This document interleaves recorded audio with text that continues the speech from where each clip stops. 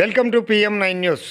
నంద్యాలలో కదం తొక్కిన కామ్రేడ్లు సిపిఐ ఆధ్వర్యంలో భారీగా ర్యాలీగా బయలుదేరి రెవెన్యూ అధికారులకు వినతి పత్రం సమర్పించిన సిపిఐ పార్టీ నేతలు, కార్యకర్తలు. ఈ సందర్భంగా సిపిఐ జిల్లా కార్యదర్శి రంగనాయుడు మాట్లాడుతూ, పేద ప్రజలకు స్థలాలు ఇచ్చి ఇల్లు కట్టించి ఇవ్వవలసిన బాధ్యత ప్రభుత్వానికి ఉందని అన్నారు. చంద్రబాబు నాయుడుకు నంద్యాల ఒక ముఖ్యమైన నగరం కాబట్టి ఇక్కడి నుండి పట్టాల పంపిణీ జరగాల అని చెప్పి సిపిఐ డిమాండ్ చేసింది.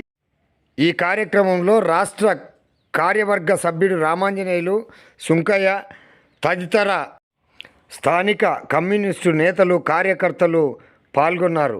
నంద్యాల కామ్రేడ్ల ఎర్ర జెండాతో హోరెత్తిపోయింది.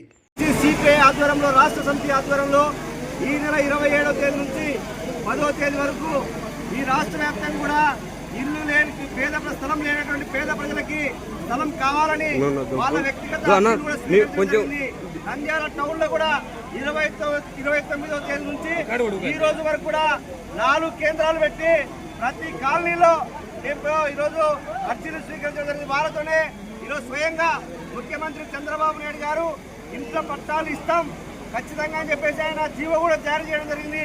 ముఖ్యంగా నంద్యాల పట్టణంలో నుంచే ఆయన రాజకీయంగా కూడా ఒక మంచి వేదిక అయింది కాబట్టి ఫస్ట్ నంద్యాల పట్టణం నుంచే ఇక్కడ పేద ప్రజానికానికి 2 సెంట్ల స్థలం ఇచ్చి 5 లక్షల రూపాయలు ఇవ్వాలని చెప్పేసి మేము ఈరోజు గౌరవ తహసీల్దార్ గారికి వినతి పత్రం స్వీయ అర్జీలు ఇవ్వడానికి వచ్చాం.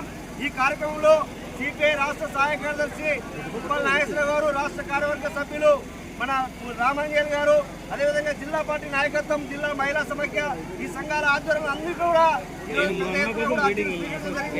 ఈ కార్యక్రమాన్ని ఉద్దేశించి మన ముప్పల నాగేశ్వరరావు గారు మాట్లాడుతూ పోతా ఉన్నాం.